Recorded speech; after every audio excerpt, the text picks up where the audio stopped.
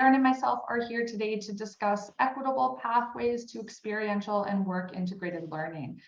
With a research project that we conducted here at University of Calgary, we really sought to hear from students about the barriers that they faced in engaging with EL and with WIL, and the solutions that they would propose to enhance access and inclusion to experiential learning and work integrated learning.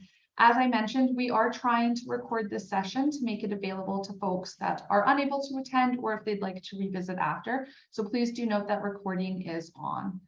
Thanks, Jess.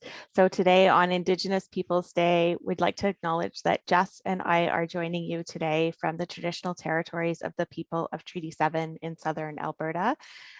So those of you who are not from this part of the country, this includes the Blackfoot Confederacy, comprising the Siksika, the Piikani, and the Kainai First Nations, as well as the Tsuut'ina First Nation and the Stoney Nakoda, which includes the Chiniki, the Bearspaw, and the Wesley First Nations.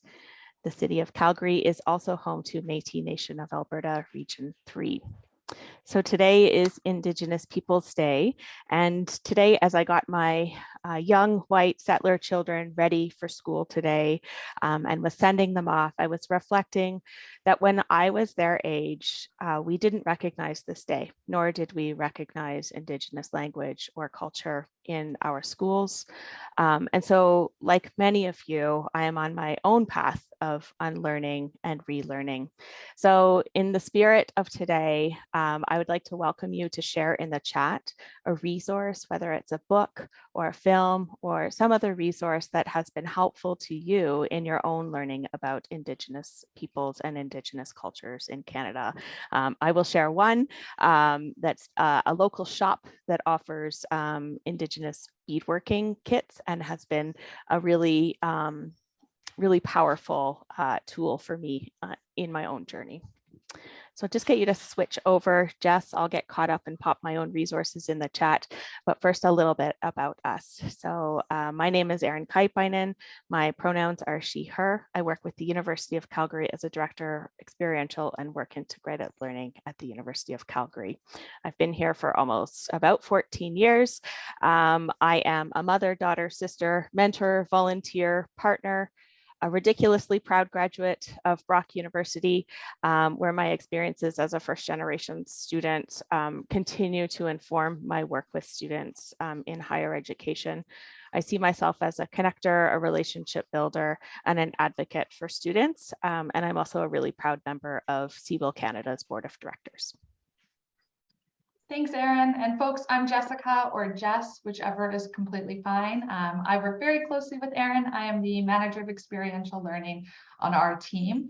I come from community originally, so I've only been at the University of Calgary for a little over a year now, coming from a background in nonprofit and community development with focus on strategic partnerships with the public sector. In the last year or so that I've been here, I think the greatest kind of joy for me has been learning from students and working with them. It's something I didn't know what to expect coming into higher education, but it's been an absolute pleasure and a joy. Similar to Erin, I think of myself as a convener and a connector of people. And I think with the systems lens, I like to use the metaphor of big boats and how often or how long it takes to turn them as we all come together.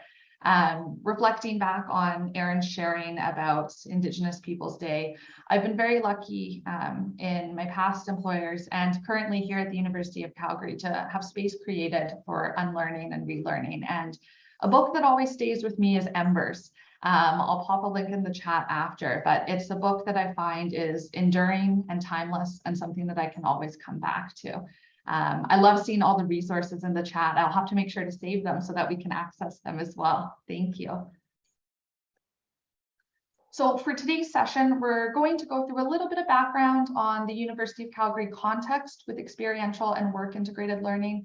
Then we're going to talk a little bit about the research project that this session has been based on and what our goals were and what we sought to do. And then we really want to spend the bulk of the time turning it over to you folks in the room, sharing some of the student perspectives and asking you to reflect and share your thoughts, what resonates, how you would take this information in, both on the barrier side and on the solution side. And then we've also created a little worksheet of sorts where we're hoping that it can spark thought, conversation, and dialogue about how our research project could be translated to your context and what our learnings may be able to help in your context, but also what we could also learn from your institutions. And finally, we're hoping we might have a bit of time for questions or comments at the end, but if we don't, Erin and myself are available at any time to connect. Thanks, Jess. So just set a little bit of context about experiential and work integrated learning at the University of Calgary. If you're joining from British Columbia or New Brunswick or Ontario, your province and your institutions might be a little bit farther ahead in kind of the institutionalization of experiential learning or scaling of experiential and work integrated learning. But in 2018, 2019, we led the consultation across campus on experiential learning, resulting in an institutional strategy for experiential learning, which includes CEWIL. And that resulted in 2 bold targets for student participation at the graduate and undergraduate level in experiential learning, and 3 broad priorities. So to expand capacity and reduce barriers, basically make it easier for people to do or to create experiential learning opportunities and make it easier for students to participate in experiential learning, increase the number of student opportunities, and then to track and ensure high quality experiential learning. So for us, experiential learning is this broad umbrella of activities, and work integrated learning sits under that. We encourage participation in both curricular and co-curricular experiential learning activities, and we're really motivated by student feedback on the National Survey on Student Engagement, student expectations around this type of learning, also the need both from students and from employers for the skilled graduates, and we're increasingly influenced by our province's strong focus on work integrated learning. So this is a campus-wide priority. We're led by a team in our Taylor Institute for Teaching and Learning. And I think in the context of this research project, it's important to acknowledge how the Taylor Institute does its work, how we do our work. Our Vice Provost Teaching and Learning often talks about change happening one conversation at a time. And this project and the broad reach that we had with students was really a product of that leading change one conversation at a time. So with that, I think I will turn things back to Jess to kick us off. Thanks, Erin. So if we take that context, that understanding of the University of Calgary climate related to experiential learning and work integrated learning, our province, and what Erin shared about the role of the Taylor Institute, where our offices shared, we have the why, we have what we're doing, we have our institutional lens. We're next going to move into what was this project? What were we trying to do? And then how did we do it? Before we get there, I have to acknowledge that this project came a few steps down the line with thanks to CEWIL's iHub or Innovation Hub funding in winter of 2021 and leading into summer of 2021, we were able to receive funding to provide a one-time bursary for students that participate in programs with mandatory professional practicum. So nursing, teaching, etc. Through that one-time bursary, we were able to start engaging with those students. We hosted focus group-like sessions to garner feedback, hear about their barriers, hear about their experiences. And we also were able to engage with some of the supervisors, which provided some incredibly rich feedback. Taking that feedback into account, we got to do more. We have to reach more students. We have to understand what's happening across our campus. University of Calgary is also part of the Future Skills Innovation Network, or Fusion. And with that network, we were able to secure a little bit more funding, which enabled us to hire a research assistant for this project. Suzanne Chu is a PhD student at the University of Calgary, and without her, this project would not have been possible. So this research project was designed to reach any current University of Calgary student, undergrad, graduate, continuing education, open studies, etc. It was a survey and then a series of optional focus groups which students could opt into. Our research questions and kind of our main goal are here on the slide. And we really wanted to understand the full picture. What are the experiences of students in arts and science across our campus? I'm just seeing in the chat, Sean, the Taylor Institute is our teaching and learning center. So in the teaching and learning portfolio, we work closely with the Vice Provost research portfolio, but we are a distinct portfolio. And if we're looking onto how do we reach these students, how do we reach students across campus? How do we reach staff and faculty to help promote this research project? We're looking at our cross-campus approach. So our project team was representative of dual leads, a student and staff, undergraduate students, other graduate students, and academic staff within our office. Secondly, we really engaged consultations and iterative consultations. Erin mentioned one conversation at a time. We took on many months in a very condensed setting of conversations. We worked with student accessibility services, international student services, student wellness, the Office of Equity, Diversity, and Inclusion, Office of Institutional Analysis, students, our student union, and so on. We would engage with them on the survey questions, on the approach to this project, how to word things in a way that would resonate with students, what was permissible, what wasn't, and then with our communications and distribution plan. This process was rooted in ensuring inclusive methodology. The extensive iteration that went through all of these folks and more was to ensure that students felt called in, that this was a digestible survey and a survey that they wanted to participate in. When it was time to go live, the distribution plan was layered across the project team to ensure our gaps and biases were covered. We had staff and academic leadership in each faculty support distribution. We used student listservs across faculties at the graduate and undergraduate level. Consultation with the student union led to communication support through all student union groups.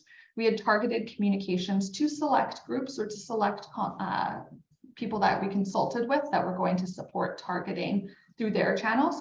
We used our learning management system, D2L, to send big flashes out to students, which was the largest way that students participated, and so on, including social media. All of our survey questions were optional and students self-identified. Questions covered demographics, current interest and experience in experiential learning and work integrated learning, perceived or actualized barriers, and their proposed solutions. Our project approach was really designed to create an inclusive space, and to adhere to that from the outset and throughout, the project team sought at every step to consult and engage.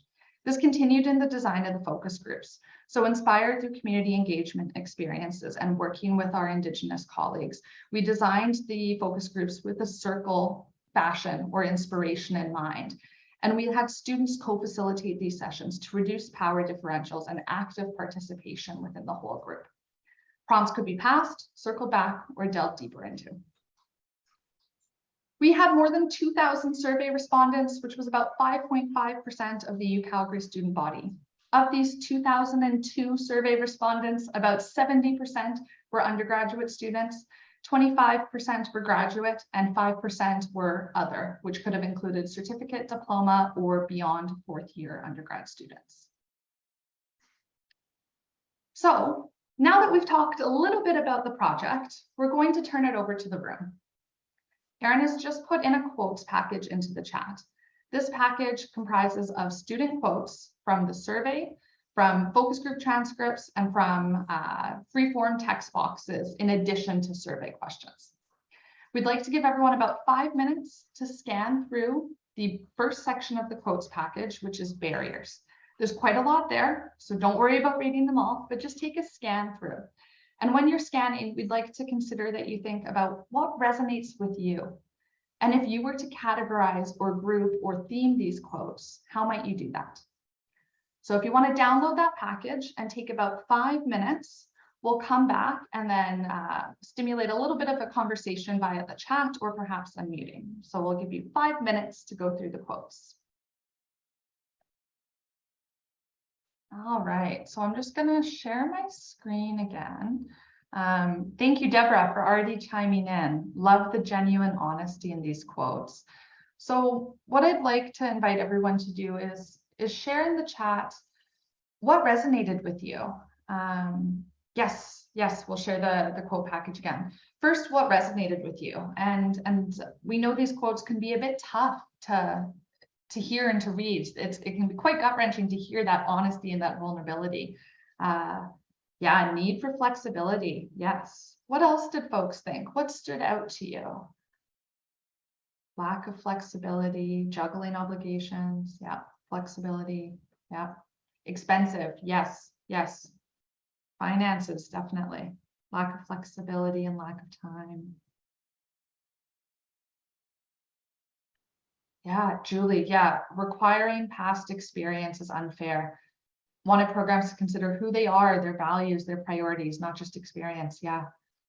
Gender, fear of acceptance. Victoria, great question. Are these requirements really required? Yeah. Bruce, yeah, it is painful. It's tough. Yeah. Too difficult to understand the pathway.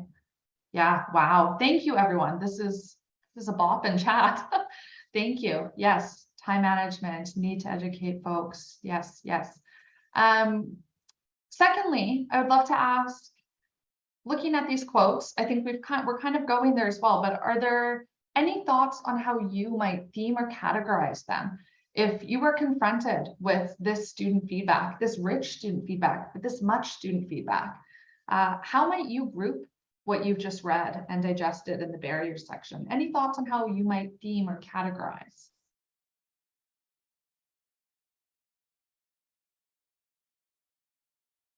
It's tough to theme and categorize them. I think there's big umbrellas coming up, but it can be tough to, yeah, systemic barriers to reject, yeah. Student perception versus actual process. Yeah, Julie, yes, absolutely. Yeah, and there are a lot of quotes there. So I know as you read and digest them, your perception and your thoughts could change. Absolutely. Yes, yeah, I'll get into it on the next slide, but the amount of student quotes that we had, Erin and I chuckled because it was very tough to even whittle it down to the package that we have shared. And we did our best to be comprehensive of students across campus from what we heard, but it's tough. Time management, financial pressures. Yeah, wow. Yeah, wonderful, everyone. I'll invite you to keep popping into the chat. Please feel free to discuss as we go. And I'm just going to move on to the next slide to share a little bit about how we grouped the feedback that we heard and a little bit more about how we did that. So for us, when we took on this project, firstly, we never assumed that we would have the student response that we did. Receiving more than 2,000 students participate was a lot more than we expected. And we were faced with the next big dilemma was, holy, we have so much data. What do we do with it? How do we sort this? So what we did is we derived these 8 key themes, plus an additional 2, the impact of the pandemic and negative past experiences. But these 8 are what I'm going to focus on. These themes were derived from survey questions where the students were asked to rank a list of barriers, sliding scale questions about the intensity of those barriers, free-form question boxes. So with the surveys, an optional text box would come up after students responded to give them the space to share more. And then also from our focus group transcripts. These 8 are not arranged in any particular order. We're very cautious to say that one is not more important than the other. However, I am going to touch on a few of them just to provide some examples. So this first theme, activity design. This is definitely the largest area because it could mean a lot of things. Because of the student quotes that were within it, we left it as one theme area. There were 435 total student excerpts within this area. This was the theme where students shared that they spent the most time and effort making decisions, from how to apply to the applications themselves, to should they participate, and drilling down into eligibility criteria, commitment and intensity of the activity itself, what the activity was comprised of, was there inclusive space? So a lot of the comments in the chat that hit on requirements and should requirements be required, what is eligibility, what is the activity, how do I juggle that with my academic course load with other things that are going on if it's not embedded in your curriculum or your course, that all falls into this theme. Another example that I'll highlight is financial resources or lack thereof. So the cost of participating in experiential learning or those highly sought after experiences like field school or study abroad, having hidden costs or having to reduce or leave wage earning work for some EL activities.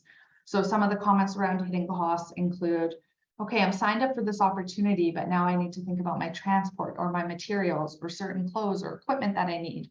Some just include paid opportunities, opportunities that have a fee, or in the case of others where it's a work placement, a practicum, or an immersive experience. But to participate in that experience, it means that you can't continue to work in your wage earning off-campus work. So that was kind of another area where the students were sharing a lot, and a lot of the comments in the chat are reflective of that. The quotes package, again, represents just some of these excerpts. If you can imagine, we had 435 excerpts for activity design. So you can imagine just how many there are and how many we were working with. Please do feel free to continue to peruse your quotes package. It is yours to use and to go through. We know, given the interest of time in this session, we don't have too much time to continue to delve in, but I'm going to pass it over to Erin now, and we're next going to discuss the second portion of what students were asked in the survey, which was focused on their proposed solutions to reduce these barriers. And if we had more time, we would send you away and ask you to scan through the second set of that package. We have an activity for you. We'd like to spend most of our time focused on helping you bring this back to your own institution. We do not think that University of Calgary is an anomaly and that these are issues only at the University of Calgary. Anticipate that your institutions might hear similar things from your students. But the research team, so Jess, our academic lead, and then our student researchers coded and themed student suggestions for solutions, how we could make experiential learning at the University of Calgary more inclusive and accessible to students.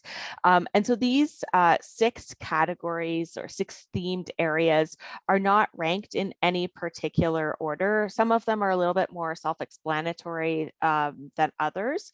But the biggest or the broadest category of feedback focused on this first one, enhancing access and inclusion in EL activity design. And that's like a large number of things, like the way activities are designed, simplifying, really thinking deeply about why do we create our application processes the way that we do? Do they need to be that way, or is this just the way that they have always been done? So really kind of thinking about, our application processes and the messages that they might send to students, making those applications simpler, fewer steps, and really also thinking about the eligibility requirements. Are they excluding certain people? Do we really require a certain GPA for all of these programs? It might make sense in some cases, but in some cases, are we doing this just because we've always done this or other programs have done this? One of the recommendations that prior to this feedback, we had already heard this from students, and we're already incorporating this into a flexible WIL course that we're piloting in the fall, but making programs more flexible, less rigid in terms of all of the check boxes, all of the requirements that students need to do in order to have completed that particular program or activity. And one of the other things that we heard is really, making sure that support is available, not relying on students necessarily to find these activities on their own and to take that leap of faith on their own to join them, but making sure that there is support that's available before a program or activity starts to help students, find a good fit, see themselves in those activities, support throughout an experience, and support after experiences in terms of processing it, in terms of contemplating what the next steps are, but really making sure that there is that person-to-person support for students in navigating experiential learning. And I think if you even just scanned the first page of the barriers that students identified, students talked a lot about the fear of discrimination. For example, what if I'm wearing a hijab? What if I identify as neurodiverse? What if I identify as non-binary and self-selecting out of programs? So clearly there's a lot of work that we need to do on the partner side, on the program side of experiential learning as well. One of the biggest barriers that students identified related to finances. Not surprisingly, one of the biggest areas of feedback for solutions was around finances. This isn't a surprise, but a call for additional financial supports to enable student participation in experiential learning. I have long looked enviously at New Brunswick's Experiential Learning Fund that is funded by their province, not just by their institutions, but funded by the province. You know, having a fund that can support students' relocation to an experiential learning activity, cover personal protective equipment, all of those kind of participation costs or hidden costs associated with experiential learning. And one of the things that maybe surprised us a little bit, like that part wasn't surprising to me, but the number of students that commented on the hidden costs associated with experiential learning and the need for institutions, or I mean, University of Calgary in this project, to make those hidden costs transparent and share them upfront with students. How much is it going to cost me to participate in this? Do I have to get vaccinations? Do I need to pay for PPE? Do I need to pay for parking? Is there an application fee? All of those things, reducing those costs where possible, and then being very upfront and transparent about the cost of participating in experiential learning. I think I'll turn things over to you, Jess. Thanks, Erin. Again, as Erin mentioned, time is not always our friend in these sessions, so please feel free to continue to go through both the barriers and the solutions in the quote package. But now what? You know, we have all of the student data, we have all of these student perspectives, we've distilled all of these quotes, and now what do we do? So I kind of think of this project as phase one is ending.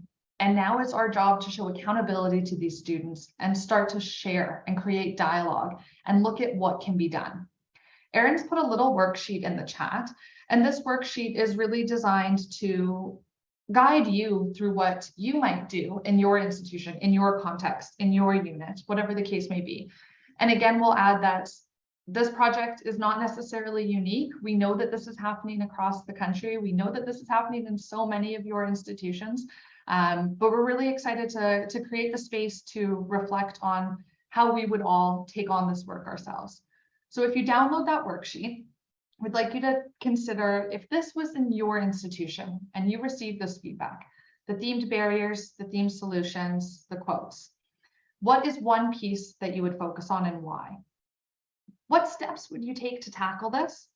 What are the barriers that you face, you as an individual, your unit, your institution? And who needs to be engaged to move the needle or to turn the boat? As Erin said, the worksheet is a PDF, so you can add text boxes if you want to scribble on your notepad on your desk, on a digital notepad, whatever works. We want to give you the time, about 10 or so minutes, to reflect and think about what you might do. And then we'll bring the group back together and utilize the chat to share what folks would do. And Erin and I will share a little bit about our next steps as well.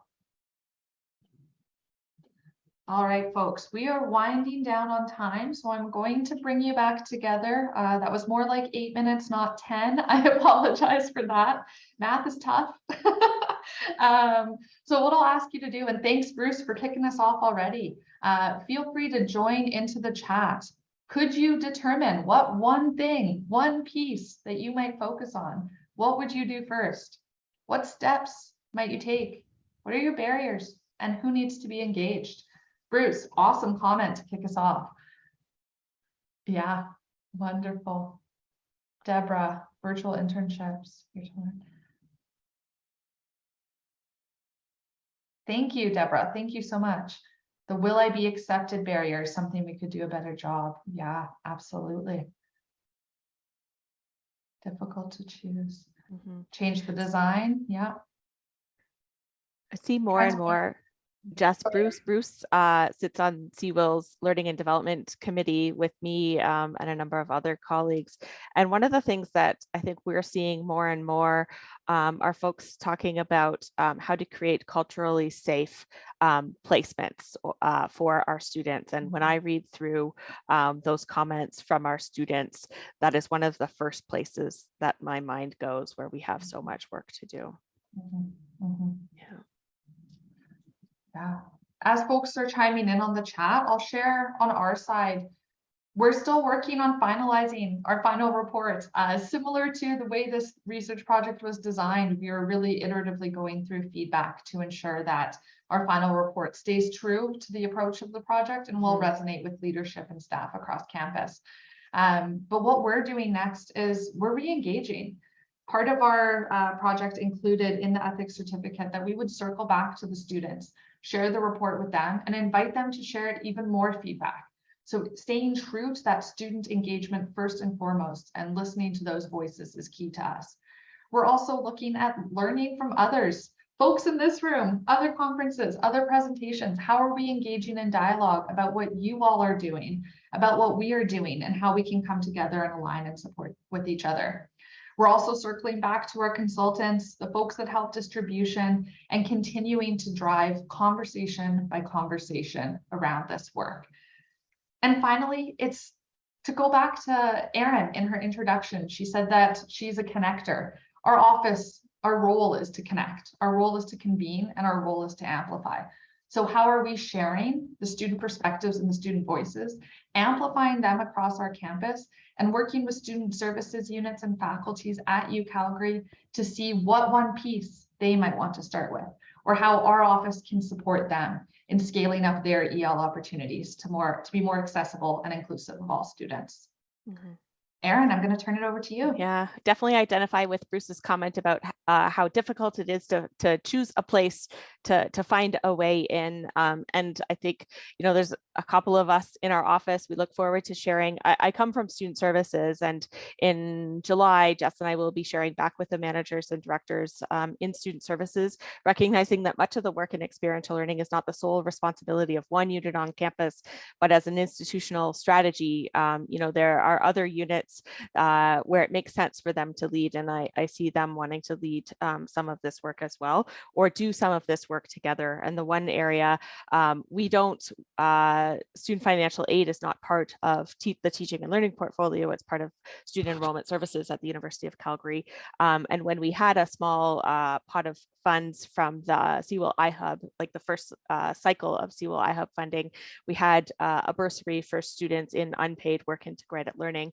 And you know, through there, it was pretty clear that we needed something either provincially or at least institutionally to support students in unpaid work integrated learning. So some of the things that I'm thinking of and thinking of with our student services colleagues is, can we create and manage a fund? Can we, you know, bigger than that, can we influence the province to do something like what New Brunswick has done? Can we share back with the Students' Union and our Graduate Students Association, because they're incredible advocates for student funding. But one of the other things that was really interesting, and one of my ways into this work is prior to this project, if we looked at the number of students that were registered with student accessibility services as like seeking accommodations for ASD or for ADHD, it was less than 10%. But we know that many more students identify as being neurodiverse, and 17% of the respondents to this survey indicated, you know, that they were neurodiverse, either with ASD or ADHD or another diagnosis. And so this is, we're hoping that this will be an area of work for us going forward.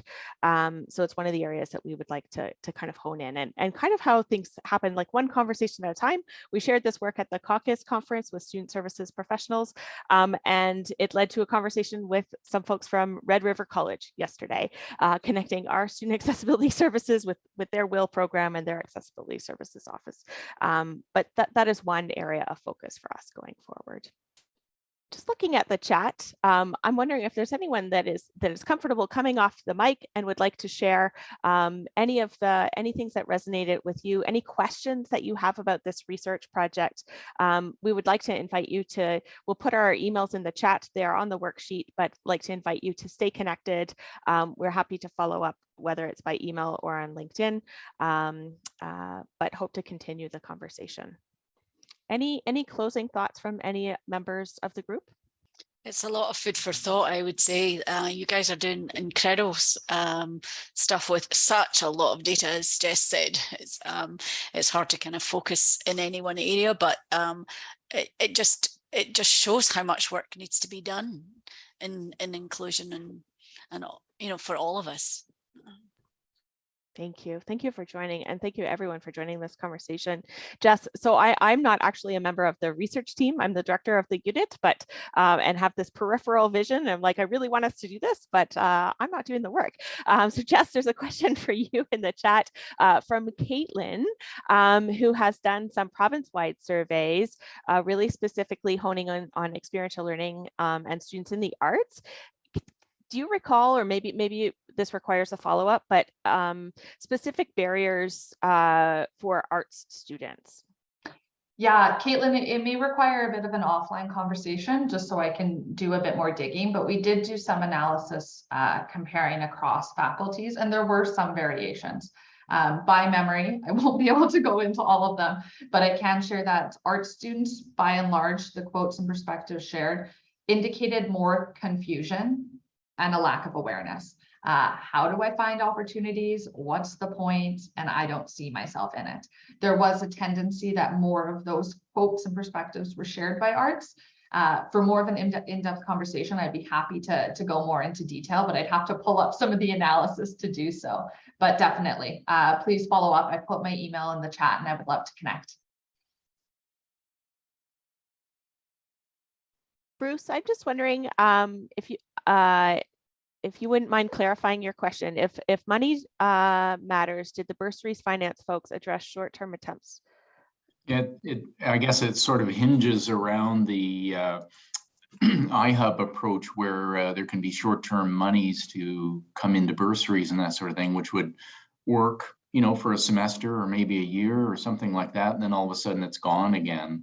It's good justification to repeat it, but it just means, well, there was a cohort of students that benefited and the ones that follow don't get it. And so I just wonder if the finance folks that support students, if they had any perspective on this. Yeah, and we haven't had the opportunity to share these results with them. I think we're going to the student services team, but that doesn't include our enrollment services folks where financial aid is. We have to find a way to connect with them as well. They did work with us on our small bursary pilot. They're the unit that dispersed the funds. They're also just super busy, but I think we have to connect with that. We have a new vice provost student experience coming in too. So I think there's an opportunity right when Verity is joining us to share with them what our students are saying, and kind of get this at the top of their agenda amongst all the other things at that time too. I'm seeing, so yes, I will download the chat. I just don't know how to share it with everyone. I mean, I could post it on LinkedIn, but that's kind of bizarre. So I think you'll have to, maybe the session moderator, or I don't know. I was going to see if maybe we can just get access to a list of registrants. Yes. Yeah, yes. I can ask Jenny after if we could get that list, and then I can circulate the chat, and I'd be happy to reshare the quotes package as well as our slides if it's of interest. Yes, and there was also a comment in the chat, a request, can we share the quotes package with our colleagues? Absolutely. We just ask that you recognize, where this work is being done, and these are students at the University of Calgary. Those quotes have all been cleaned of any identifying information, and we would love if this work can help inspire conversations on your campuses about access and inclusion in experiential learning. Also, we did go a little bit rogue and try to record this session. My colleague Sean with CEWIL Canada has reminded me that we don't know where that recording has gone. It's probably gone to someone at CEWIL proper. We will try to retract that recording down and share it with you folks as well. But thank you for your willingness to allow this session to be recorded, so that you might be able to share it if we get that recording with your peers as well. Thank you all for being so engaged in the chat. It's been wonderful to learn from you and share with you. Please feel free, reach out to Erin or I at any time. We are happy to continue this conversation. We love to talk about it, and there's lots of opportunity to connect and align further.